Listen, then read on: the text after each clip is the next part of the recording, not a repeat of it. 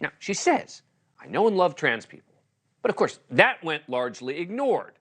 Rowling has also said trans people need and deserve protection. I believe the majority of trans-identified people not only pose zero threat to others, but are vulnerable. She said, I respect every trans person's right to live any way that feels authentic and comfortable to them. All quotes from J.K. Rowling. Not enough. She's a transphobe. What really got me thinking about this was an op-ed in the New York Times, of all places, that came out last month entitled, In Defense of J.K. Rowling.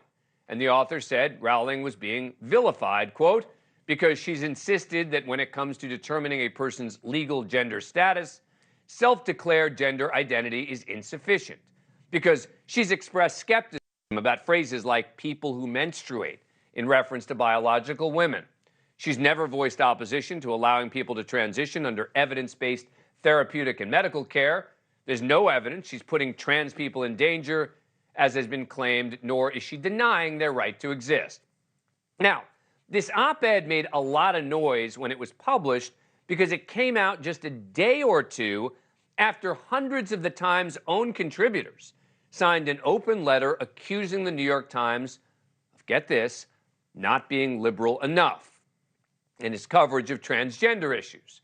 The letter accused the Times of following the lead of far-right hate groups simply for covering topics like kids transitioning by getting hormone therapies or surgery in depth, and by including a variety of perspectives, and yes, even debate from parents, experts, medical professionals, etc., on how to best deal with a controversial and complex societal and medical topic that directly affects children.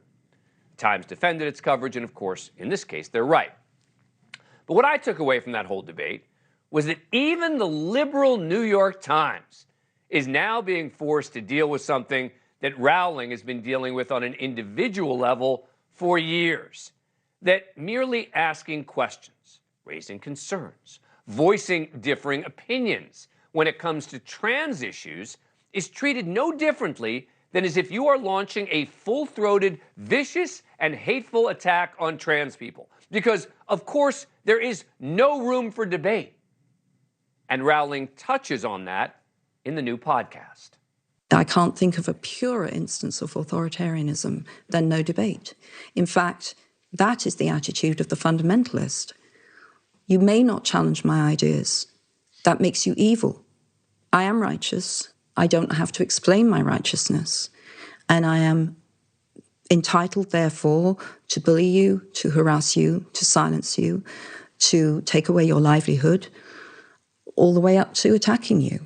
Now, despite the calls for boycotts and book burnings, it should be noted that the new Harry Potter role-playing video game, which sort of revived this debate around Rowling, has sold more than 12 million copies in the first 2 weeks, apparently overcoming any calls for a boycott. But joining me now is Megan Phelps-Roper, host of the Witch Trials of J.K. Rowling. It's a podcast that I was talking about. Megan, welcome to the show. Appreciate it. All right, so talk to me about why you made this podcast now. I started this project 2 years ago, and the conversation around sex and gender has been at a fever pitch for a long time now. And as somebody who benefited profoundly from good faith conversation, that was obviously missing here.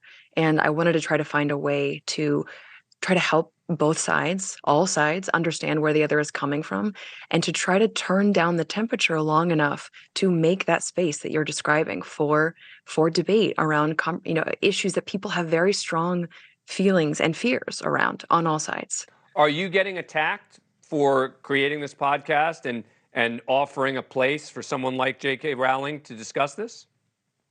Yeah, of course, and I expected that, but what I didn't expect was how many people, again, on all sides. I spoke with many trans people before I really pursued this project and realized people really want to have this conversation, and they believe that the lack of a conversation has harmed their interests and really fueled much of the backlash that I think is happening, across the country in a lot of spheres.